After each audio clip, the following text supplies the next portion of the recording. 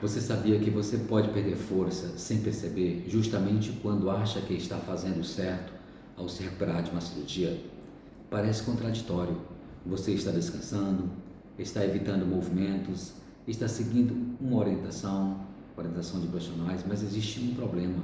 O corpo também precisa de estímulos para manter a sua capacidade física. E quando o movimento diminui por muito tempo, a força pode começar a cair.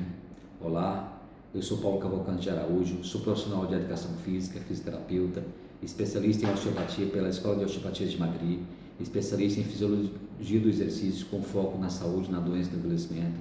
E se você está chegando aqui no meu canal, seja muito bem-vindo.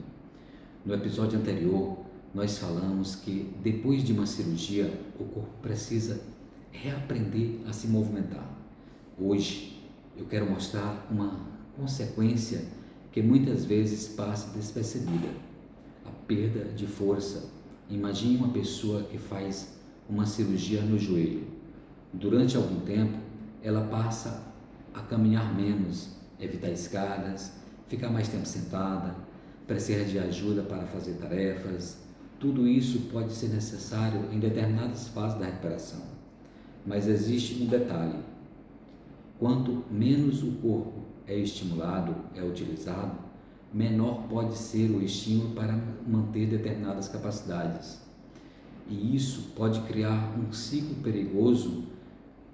A pessoa perde força, porque perdeu força, sente mais dificuldade para se movimentar, porque sente dificuldade, se movimenta ainda menos. E quanto menos se movimenta, mais capacidade pode perder. Agora pense em algumas pessoas mais velhas. Para ela, perder força não significa apenas ter dificuldade para levantar peso. Pode significar ter dificuldade para levantar da cadeira, para subir uma escada, para caminhar, para se recuperar o equilíbrio depois de um tropeço. E em alguns casos pode significar depender de outra pessoa para atividades que antes fazia sozinha. É por isso que eu gosto de fazer uma comparação com o Neymar.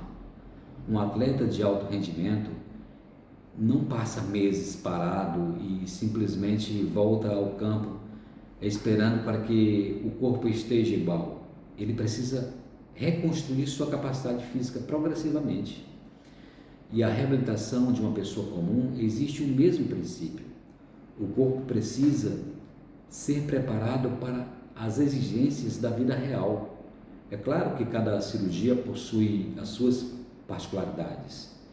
Existem fases de cicatrização, existem movimentos que precisam ser protegidos, e a progressão deve respeitar as orientações da equipe profissional pelo tratamento. Mas reabilitar não significa simplesmente esperar, significa, no momento adequado, estimular novamente aquilo que o corpo precisa recuperar, que é a força, a mobilidade, o equilíbrio, a coordenação, a resistência e a confiança, porque talvez você não precise levantar 100 quilos, mas precisa levantar o seu próprio corpo da cadeira. E talvez você não precise correr 90 minutos em um campo, mas precisa caminhar até a padaria, subir alguns degraus, ou atravessar uma rua com segurança. Essa é a sua alta performance. Então eu quero deixar uma pergunta para você. Se a sua força diminui depois de uma cirurgia, quem vai perder primeiro? Você ou a sua família? No próximo episódio, vamos falar sobre algo ainda mais profundo: o medo de se movimentar depois de uma cirurgia e como esse medo pode começar a controlar a sua vida.